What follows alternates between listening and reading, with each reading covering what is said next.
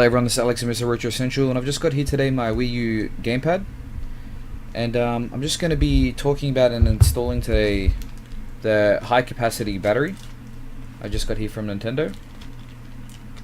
Now I don't know about other countries, but here in Australia I had to actually ring Nintendo directly and order it from them. It was only about $35. I'm sure it's probably cheaper in other countries, but I do recommend getting one of these.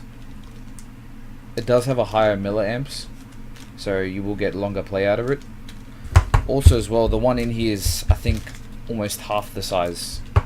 So the standard one says it will give about 2 to 5 hours. It's probably closer to about 3 hours, to be honest. And this one says it will give 5 to 8 hours.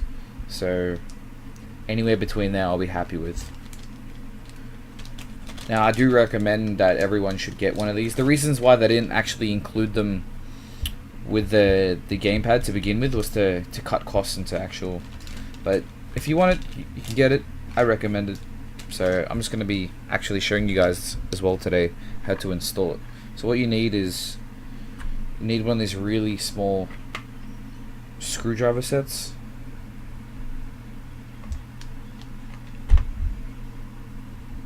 Also known as like glasses screwdriver kits. First I'm just gonna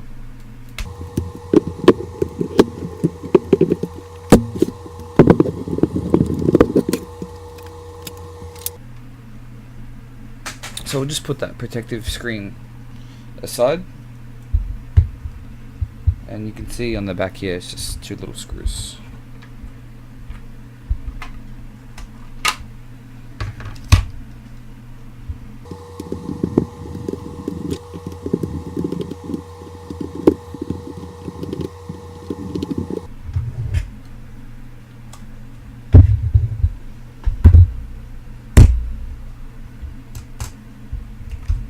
So as you can see, it is quite a small battery inside. Now it is very simple. You just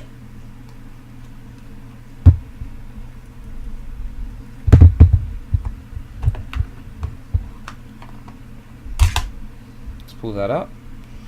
So there's the old one.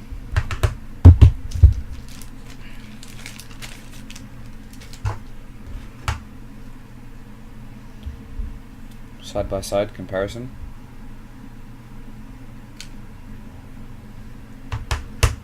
Also as well, I don't recommend buying the third party little dodgy batteries off eBay.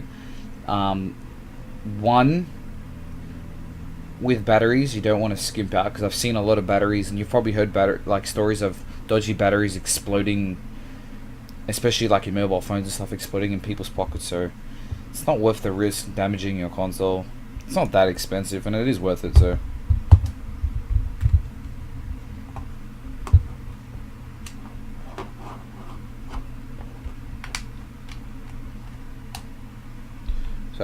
simple as that. Pushing it back in, pushing this in. Yep, sitting all in there correctly.